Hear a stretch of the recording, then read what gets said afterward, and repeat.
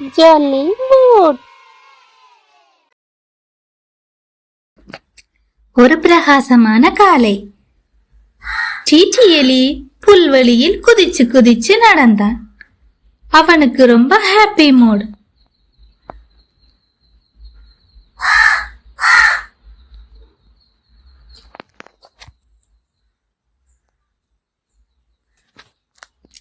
திடீரென்று சீச்சி எலி நிற்கிறான்.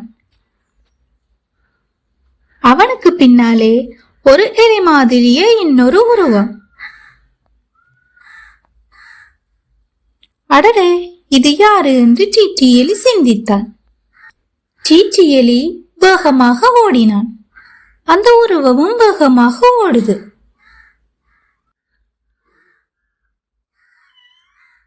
சீச்சி எலி நிற்கிறான். அதுவும் நிக்கிது.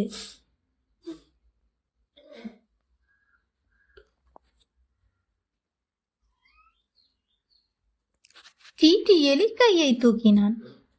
அந்த உருவமும் கையை தூக்கியது.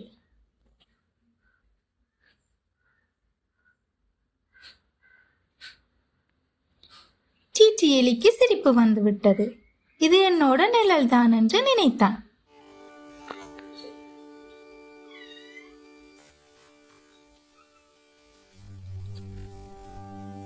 அதுக்கு பிறகு சீச்சி எலி துள்ளுகின்றான், குதிக்கின்றான், ஆடி பார்க்கின்றான். நிழலும் சீச்சி எலி செய்வது போலேயே செய்தது.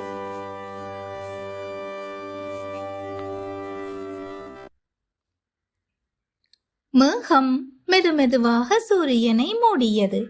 நிழலும் மறைந்தது.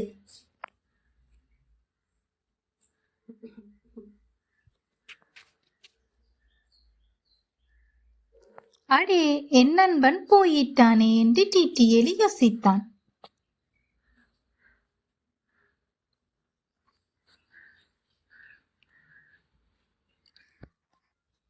மேகம் சூரியனை விட்டு விலகிய போது நிழல் திரும்ப வருது.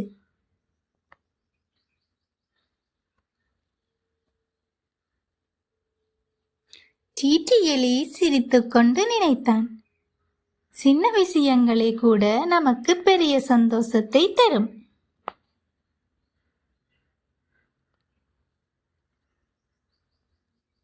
இந்த கதையின் நீதி, இயற்கையை கவனித்தால் வாழ்க்கை விளையாட்டாக மாறும். வீடியோ பிடிச்சிருந்தா சப்ஸ்கிரைப் பண்ணுங்க.